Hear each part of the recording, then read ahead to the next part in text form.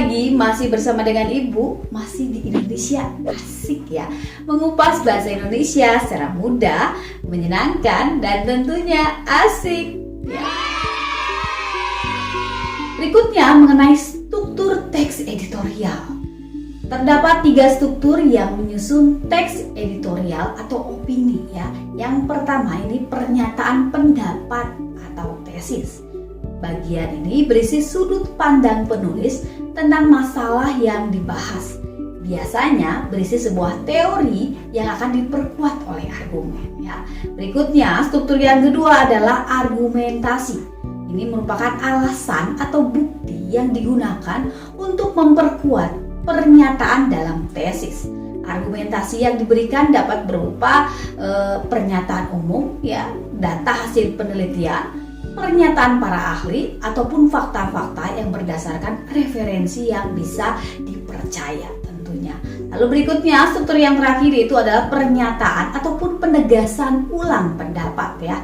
Ini merupakan bagian yang berisi penegasan ulang dari sebuah pendapat ya, dan tentunya ini didukung oleh fakta-fakta di bagian argumentasi ya. Tujuannya adalah memperkuat ataupun memberikan penegasan ya.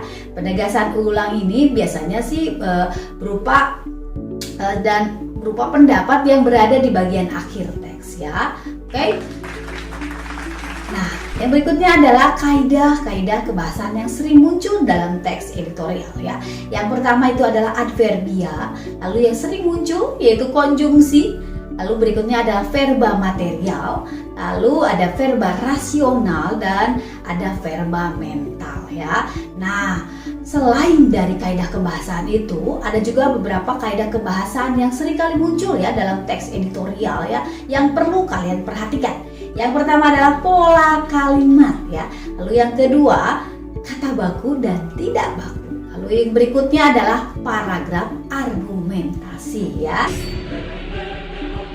Oke, Ibu jelaskan mengenai jenis-jenis teks editorial. Yang pertama, ini ada jenis interpretatif editorial.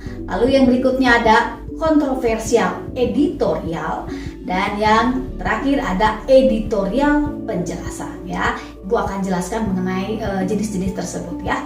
Oke, interpretatif editorial ini untuk bertujuan menjelaskan isu ya dengan menjanjikan fakta dan figur ya untuk memberikan pengetahuan. Sedangkan kontroversial editorial ini adalah editorial yang bertujuan untuk meyakinkan pembaca ya pada keinginan atau menumbuhkan kepercayaan pembaca terhadap suatu isu ya. Ya, jadi dalam editorial ini biasanya pendapat ini kadang-kala berlawanan ya dengan apa yang digambarkan ya, ataupun bisa dilebih-lebihkan ya.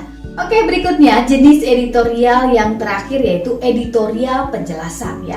Editorial ini menyajikan masalah atau suatu isu ya agar bisa dinilai oleh pembaca ya. Biasanya teks editorial ini bertujuan untuk mengidentifikasi ya suatu masalah dan membuka mata masyarakat agar lebih peka ya terhadap suatu isu atau masalah yang sedang disajikan ya.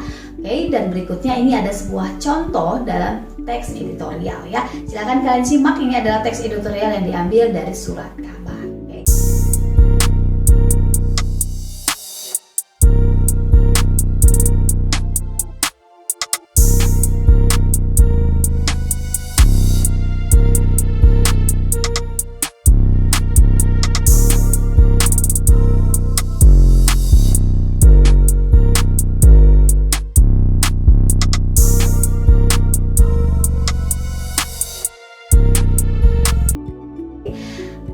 Demikian informasi mengenai teks editorial yang bisa Ibu bagikan ya. Ibu berharap kalian menyimak dan memahami lebih baik lagi ya.